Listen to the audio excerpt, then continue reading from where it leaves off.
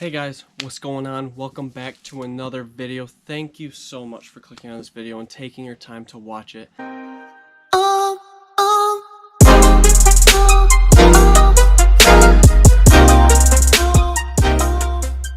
I've done a lot of videos on the water, and in all my videos from the beginning of this channel, I've been using two poles that I go to for bass fishing. Well, let's just face it, I only have those two poles for bass fishing, but also they're poles that are cheap and easy to get, but are also reliable and durable, and they do what they need to do. So the first pole that we have is a bait casting rod and reel combo, and it's an Abu Garcia reel, as you can see right there, and the pole is a Berkley pole. This bait caster right here is a 7-foot casting rod. It's a medium action. I really do believe in this rod and the reel itself. The reel itself is 5 ball bearings, very light, and it's an easy rod to cast with. And I can make accurate casts with it. And I really like throwing it. I've had it for 2 years now. And I got it at Dick's Sporting Goods, and I believe it was anywhere from $69.99 or $79.99. I believe that was the price for this. I'm not sure. It was definitely under 100. It's really easy to use, and it's very affordable. You know, most bait casters you see are over 100, like the good ones, and everyone, like, some people think, oh, they have to have the really good stuff to be able to get the job done, but really, if you're a college kid on a budget like me, you don't need that stuff. You can get it done with, like, less expensive stuff. But then, if you want to switch it up from a bait casting rod and go to a spinning rod, I chose this. I've had this pole for probably 3-4 years now. It is a Shakespeare Wild Series walleye fishing rod, as you can see here. But yeah, it is a 6'6" medium action pole,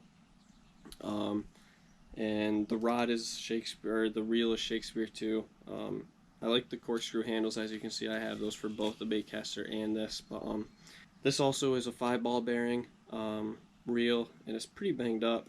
Yeah, it's actually banged up. This pole I probably will have to replace pretty soon. I'll get a couple more spinning rods, just because I've had this forever and it's so beaten up. This rod I remember used to be $49.99, and I got it at Gander Mountain. Well, it used to be called Gander Mountain. It's now Gander Outdoors, and I got this there, and I like it. I put braided line on it with a fluorocarbon leader. I do the same for my bait caster. They both the reels hold up pretty well with the braid, and it gets the job done. Typically on the spinning rod, I'll usually put Ned rigs, Mr. Twister jig heads, Senkos, light stuff. I also like to put jerk baits on there too. I'll put jerk baits, I'll rig those up on that, and whenever I want to throw a crankbait, spinner bait, any top water, if I want to throw or flip and pitch a jig, all of that will go on the bait caster. Again, like I said, I am a college student. I have a car, I have a phone bill to pay, I got college fees to pay for, books, all that stuff. I have all that stuff to pay for. It gets very expensive, and let alone fishing is so expensive. Baits are expensive, poles, rods, reels, everything is so expensive.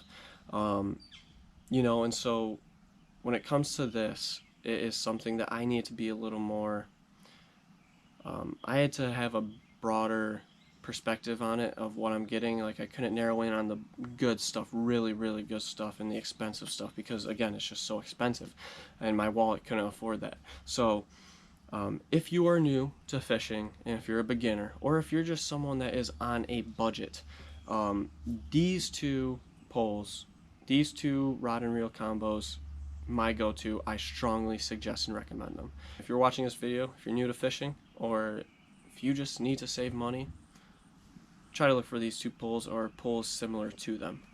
Save that money for things that you really need. But still, you can have fun in the water with these two setups. Guys, I really hope you enjoyed this video.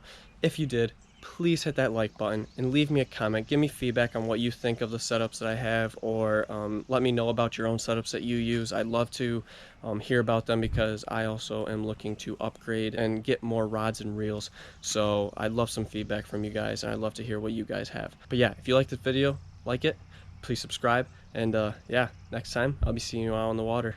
Tight lines, keep fishing.